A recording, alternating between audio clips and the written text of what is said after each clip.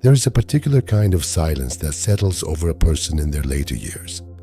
Not the silence of peace, not the silence of resolution, but a heavier, more disorienting quiet. The silence of wondering where the momentum went. You had plans. You had a sense of yourself as someone still moving towards something. And then one morning you noticed that the world had begun to move differently around you. That conversations assumed you had already arrived at your destination. That others began to speak to you with a certain careful tenderness, as if you were something fragile, something finished. And you wondered, with a confusion you could not quite name, whether they were right, whether the most meaningful part of your life was in fact behind you, whether what remained was a kind of epilogue to a story that had already told its central truths. You have probably tried not to think about this too directly. You have filled your days with what needs filling, with routine and relationship and the quiet maintenance of a life. But it comes back, this question. It comes back in the early morning, in the moment before full waking, when the mind has not yet assembled its usual defenses. It comes back when you see the ease and forward motion of younger people, their certainty that time is on their side. And you feel something that is not quite grief and not quite envy, but something adjacent to both. A sense that something has been lost, or is being lost, and that no one around you knows quite how to acknowledge that with the honesty it deserves. What I want to suggest to you today is that this feeling, as real and as heavy as it is, rests on a profound misunderstanding of what old age actually is and what it can actually do. Not a misunderstanding you invented on your own, but one handed to you by a culture that has never understood the particular power that belongs to later life. A culture so entranced by beginning, by novelty, by the frantic energy of production and achievement, that it has entirely missed what becomes possible when those preoccupations begin to loosen their grip. What I want to explore with you today are 4 principles, not techniques or habits or life hacks, but genuine philosophical principles that make old age not a diminishment, but a form of power that earlier life cannot access. And almost no one applies them, not because they are difficult, but because almost no one has thought to look for them. If this is already opening something for you, if you have been carrying these questions and have not found anyone willing to sit with them seriously, consider subscribing to this channel. I explore these territories every week, and I would be glad to have you along. Before I name these principles, I want to say something about the philosopher whose thinking shapes so much of what I will offer here. Hannah Arendt spent much of her life examining what it means to be human in the fullest sense. Not in the biological sense, not in the cultural or political sense alone, but in the existential sense. What does it mean to inhabit a human life, to act within it, to think within it, to understand it from the inside? She was preoccupied with what she called the vita activa, the active life, with its 3 fundamental dimensions of labor, work, and action. But she was equally preoccupied with the vita contemplativa, the life of thought, of witnessing, of understanding. And what she discovered, through years of her own rigorous examination, is that most human beings never fully inhabit either. They are always in motion, always reactive, always following the grooves of unexamined habit and social expectation, never pausing long enough to actually see what they are doing or why. And here is what is remarkable. Later life, if it is understood correctly, is precisely the condition under which this seeing becomes most possible. Old age approached with honesty and philosophical courage is not a narrowing. It is an expansion of a very specific and very rare kind of awareness. I know many of you watching this have been carrying this question, this weight, sometimes for years, without anyone willing to speak about it plainly. You have felt the shift happening in how others see you, and perhaps in how you see yourself. And no one around you has offered language for it that felt true rather than merely comforting. So let me ask you something directly. When did you first sense that the world had stopped waiting for you to arrive? Not a failure, not a crisis, just that quiet recalibration of expectation, inside and outside. Share that moment in the comments if you feel moved to. Someone else watching this has lived the same morning, the same realization, and they need to know they are not alone. If you cannot find the words right now, just type this: I am still here, because you are. And that is not nothing. That is, in fact, the beginning of everything we are about to explore. The first principle is this: completeness does not mean finished. We live inside a culture whose deepest grammar is one of incompletion. We are trained from the beginning to understand ourselves as projects, as works in progress, as people who are building towards something that has not yet arrived. And this grammar is so deeply embedded that when the building phase naturally slows, when the urgencies of career and competition and social positioning begin to release their grip, we interpret that release as failure rather than as arrival.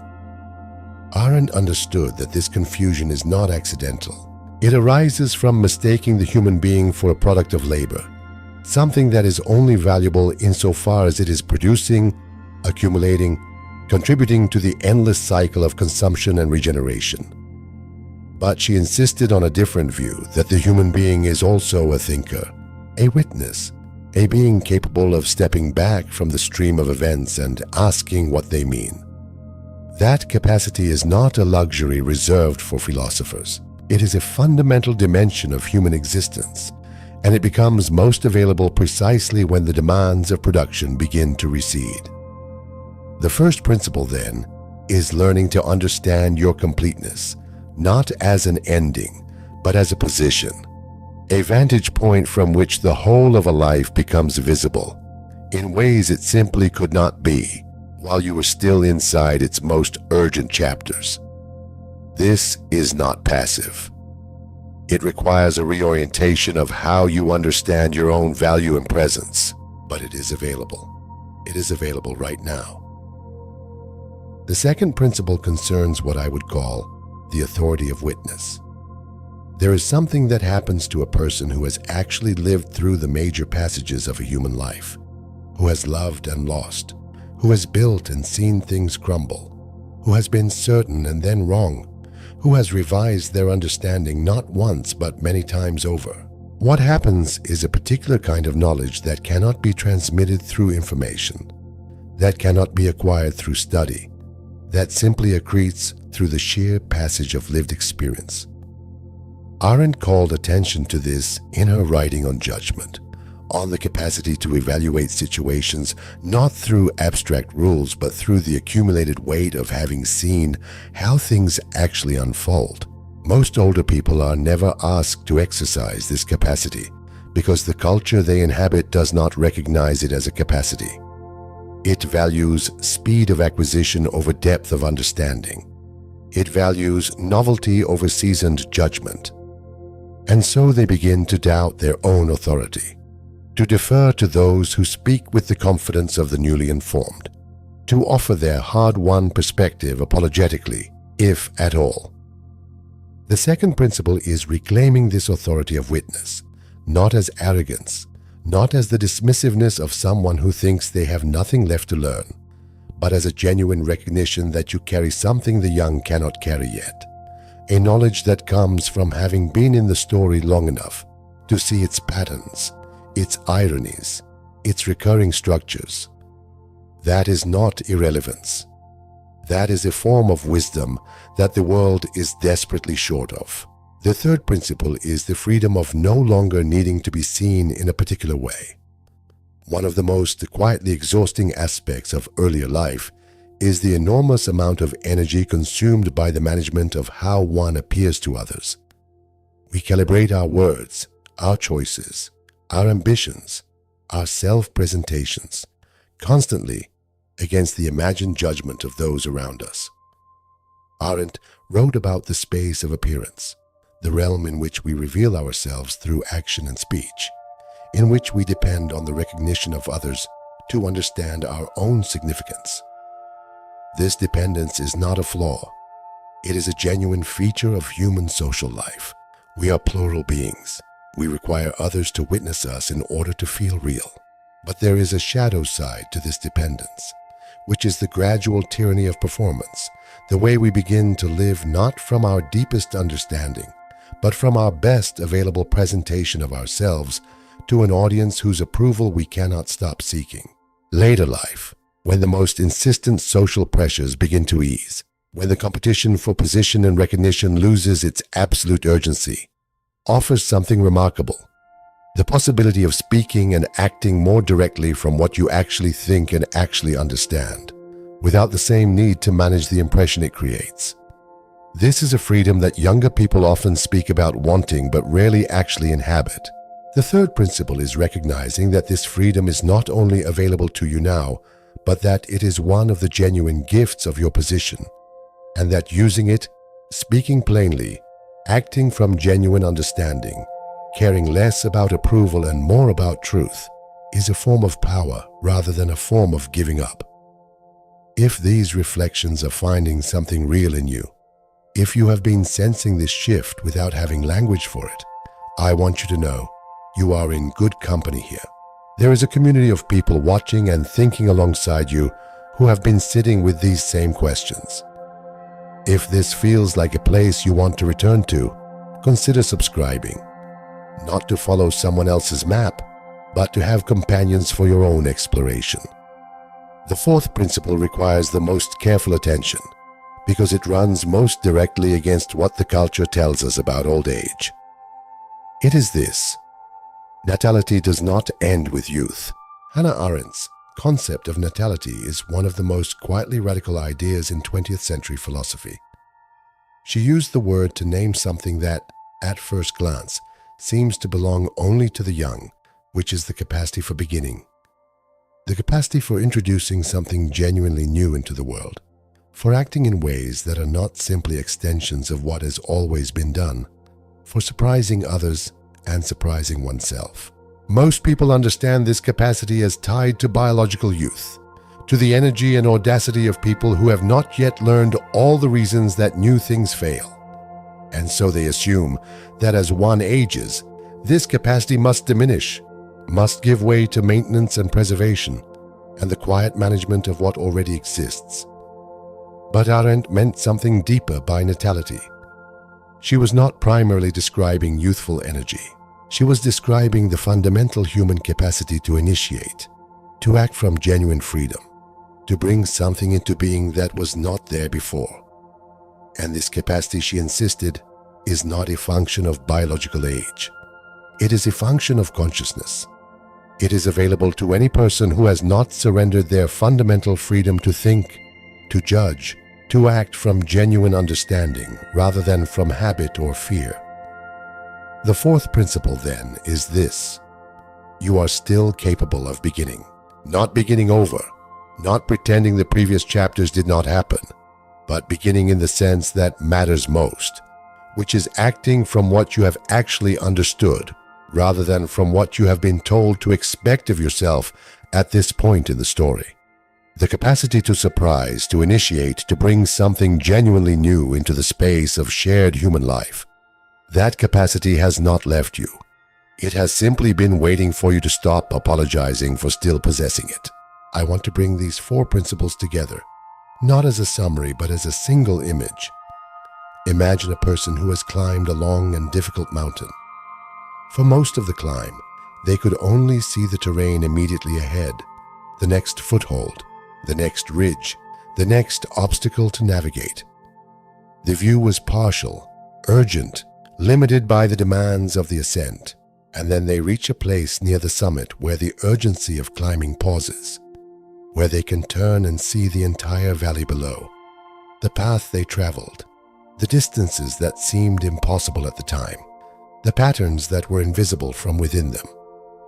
That pause at the height is not a lesser experience than the climbing. It is a different kind of experience, one that the climber at the base cannot have, one that requires exactly the position you now occupy. The question is not whether you still have something to offer from that vantage point. You do. The question is whether you will accept the invitation to actually look, to witness clearly, to speak honestly from what you see, and to understand that the particular power of your position is not in spite of how much you have already lived, but because of it. There are many of us asking these questions together. If what I am exploring here feels like something you have needed to hear, and if you want to continue this kind of inquiry every week, I would be genuinely honored to have you subscribe. Not for numbers, but because this kind of thinking matters more when it happens in community. When the reflections of one person open something in another, when we build understanding together rather than in isolation. And if this particular exploration landed somewhere real for you, leave a comment. Tell me which of these 4 principles surprised you most, or which one you have been practicing without knowing it had a name. I read every comment, and the conversations that unfold there are often the richest part of this whole endeavor. The silence you felt at the beginning of this reflection, that disorienting quiet of wondering whether your most meaningful chapter had already passed, that silence is worth examining more closely before you accept its premise. Because what Arendt understood, and what I believe we understand when we think carefully, is that the most powerful form of human existence is not the loudest, not the fastest, not the one most visibly in motion. It is the one most fully awake to its own depth. And that wakefulness, that quality of genuine attention and honest witness, is not something that diminishes with age. It is something that, for those willing to receive it, old age specifically offers. What you are living right now is not the epilogue. It is a chapter whose power almost no one has taught you to recognize. It is time to recognize it.